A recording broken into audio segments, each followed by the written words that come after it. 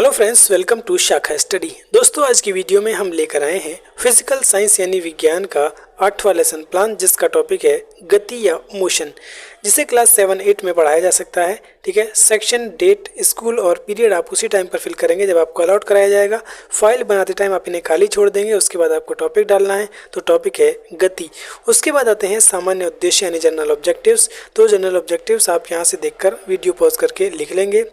उसके बाद आते हैं आपके विशिष्ट उद्देश्य यानी स्पेसिफिक ऑब्जेक्टिव्स, तो उन्हें भी आप यहाँ से देखकर लिख सकते हैं। उसके बाद आता है पूर्व ज्ञान। तो पूर्व ज्ञान में छात्र छात्राएं गति के विषय में सामान्य जानकारी रखते हैं, और उसके बाद सहायक सामग्री में जो भी चीज़ें हम पढ़ाने में यूज़ करते हैं उन सब को यहाँ पर लिख देंगे। उसके बाद आता है लेसन प्लान का मोस्ट इंपोर्टेंट पार्ट यानी प्रस्तावना कथन, जिसमें इंट्रोडक्टरी क्वेश्चंस पूछे जाते हैं। तो शिक्षण बिंदु में प्रस्तावना प्रश्न, जिनका शिक्षण उद्देश्य है पूर्व ज्ञान को नवीन ज्ञान से जोड़ना। अब यहाँ पर कुछ प्रश्न पूछे जाएंगे और छात्र उनका जवाब देंगे। तो पहला प्रश्न आपके सामने, हमें एक स्थान से दूसरे स्थान तक जाने के लिए किसकी आवश्यकता होती है? तो हमें वाहनों की आवश्यकता होती है। देखिए, यहाँ पर शॉर्ट में इसीलिए लिखा है क्योंकि फिर यहाँ पर ज़्यादा स्पेस चाहिए था और स्पेस इतना था नहीं, इसलिए इसको शॉर्ट में लिख दिया है। दूसरा है कुछ वाहनों के नाम बताइए, तो कोई भी छात्र यहाँ पर बता देगा। तीसरा है साइकिल तथा कार में कौन जल्दी दूरी तय करेगा? ठीक है, तो यहाँ पर कार जो है वो जल्दी दूरी तय करेगी, हर बच्चा बता सकता है। प्रश्न नंबर 4 है कार क्यों जल्दी दूरी तय करेगी? क्योंकि कार की जो गति है वो तेज होती है। गति के विषय में आप क्या जानते हैं? तो छात्र यहाँ पर निरुत्तर हो जाएंगे या फिर अस्पष्ट उत्तर देंगे। ठीक है, अस्पष्ट भी आप लिखेंगे, जो कि हर लेसन प्लान में मैं आपको बता ही देता हूँ। ये विधि आपकी प्रश्न उत्तर विधि हो जाएगी। उसके बाद शिक्षण बिंदु में आता है उद्देश्य कथन, जिसका शिक्षण उद्देश्य है छात्रों का ध्यान प्रकरण बिंदु पर केंद्रित करना। उसके बाद छात्र अध्यापक बोलेंगे, छात्रों आज हम गति के विषय में विस्तार पूर्वक अध्ययन करेंगे, और ये विधि आपकी कथन विधि हो जाएगी। उसके बाद शिक्षण बिंदु में आता है गति, जिसका शिक्षण उद्देश्य है छात्रों को गति से अवगत कराना या गति के विषय में अवगत कराना। उसके बाद आता है इसका व्याख्यान यानी एक्सप्लेनेशन। तो समय के साथ साथ किसी वस्तु की स्थिति में परिवर्तन को ही गति कहते हैं, जैसे कार का चलना, पक्षी का उड़ना, पानी का बहना आदि। ये सब चीज़ें क्या है? ये गति करती हैं। यदि हम 1 किलोमीटर की दूरी पैदल तय करें तथा उसी 1 किलोमीटर की दूरी को कार से तय करें, तो कार से दूरी तय करने में कम समय लगेगा, क्योंकि कार की जो गति है वो मनुष्य से तीव्र होती है, मनुष्य से तेज होती है। तो ये इसका एक्सप्लेनेशन हो गया। छात्र यहाँ पर ध्यानपूर्वक सुनेंगे और ये विधि आपकी व्याख्यान विधि हो जाएगी। उसके बाद शिक्षण बिंदु में आता है विकासात्मक प्रश्न, जिनका शिक्षण उद्देश्य है सीखे हुए ज्ञान को जांचना। ठीक है, तो पहला प्रश्न पूछेंगे, कोई भी जो चीज़ है, या तो मेज दिखा देंगे, कुर्सी दिखा दें, आप क्लास में खड़े हैं तो ये सारी चीज़ें वहाँ पर उपलब्ध होंगी, तो दिखाकर आप पूछ सकते हैं कि क्या इसमें गति हो रही है। तो छात्र कोई भी बच्चा बता देगा कि इसमें गति नहीं है, ये स्थिर है।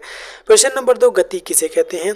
तो समय के साथ साथ वस्तु की स्थिति में परिवर्तन को ही गति कहते हैं। प्रश्न नंबर 3 आपके सामने ये रहा। प्रश्न नंबर 3, रेखीय गति किसे कहते हैं? तो छात्र यहाँ पर निरुत्तर हो जाएंगे या फिर स्पष्ट उत्तर देंगे, और ये विधि क्या है? आपकी प्रश्न उत्तर विधि हो जाएगी, हमने ऊपर लिख दिया है।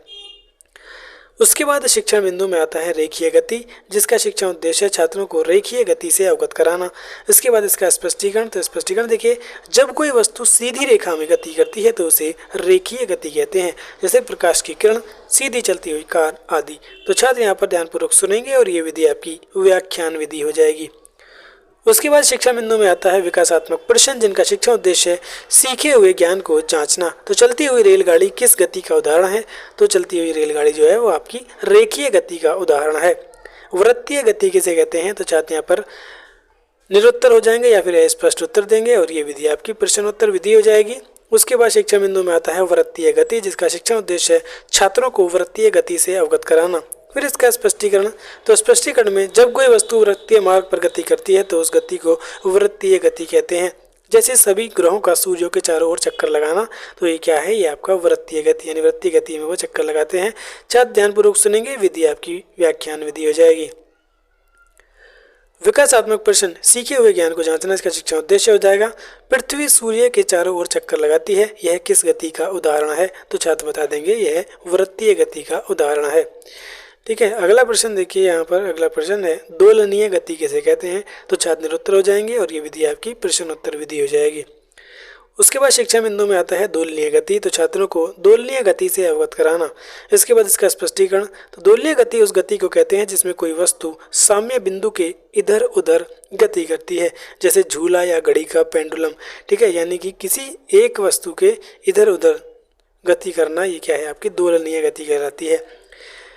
तो अपने घड़ी का पेंडुलम देखा होगा, वो दोनों साइड इतना ही जाता है और उसके आगे नहीं जाता है। तो छात्र यहाँ पर ध्यानपूर्वक सुनेंगे और ये विधि आपकी व्याख्यान विधि हो जाएगी। उसके बाद शिक्षा बिंदु में आता है विकासात्मक प्रश्न, जिसका शिक्षा उद्देश्य है सीखे हुए ज्ञान को जांचना। तो घड़ी के पेंडुलम में कौन सी गति होती है? दोलनीय गति होती है, छात्र बता देंगे। उसके बाद आती है अनियमित गति, किसे कहते हैं? तो छात्र यहाँ पर निरुत्तर हो जाएंगे या फिर स्पष्ट उत्तर देंगे और ये विधि आपकी प्रश्न उत्तर विधि हो जाएगी। उसके बाद शिक्षण बिंदु में आता है अनियमित गति, तो छात्रों को अनियमित गति से अवगत कराना। उसके बाद इसका स्पष्टीकरण, तो अनियमित गति उस गति को कहते हैं जिसमें कोई वस्तु किसी विशेष मार्ग पर गति नहीं करती है, ठीक है, जैसे पक्षियों का उड़ना, कुत्ते का भागना आदि। ये मतलब किसी निश्चित गति में, मतलब निश्चित दिशा में गति नहीं करते हैं, इसलिए ये आपकी अनियमित गति होती है। तो छात्र यहाँ पर ध्यानपूर्वक सुनेंगे और ये विधि आपकी प्रश्नोत्तर विधि हो जाएगी। अब हमें विकासात्मक प्रश्न नहीं पूछने हैं क्योंकि अब हमें अपना टॉपिक यहाँ पर समाप्त करना है, इसलिए मूल्यांकन प्रश्न पूछेंगे। तो मूल्यांकन में गति किसे कहते हैं? तो यहाँ पर छात्र बता देंगे समय के साथ साथ वस्तु की स्थिति में परिवर्तन ही गति कहलाता है, ठीक है। दूसरा प्रश्न है यहाँ पर पतंग का उड़ना कैसी गति है? तो पतंग किसी एक निश्चित दिशा में उड़ती है क्या? जी बिल्कुल नहीं, इसलिए ये जो आंसर होगा वो आपका अनियमित गति का उदाहरण हो जाएगा। उसके बाद आता है समापन कथन। तो छात्रों आज हमने गति व गति के प्रकारों का अध्ययन किया और ये विधि आपकी कथन विधि हो जाएगी। इसके बाद आता है आपका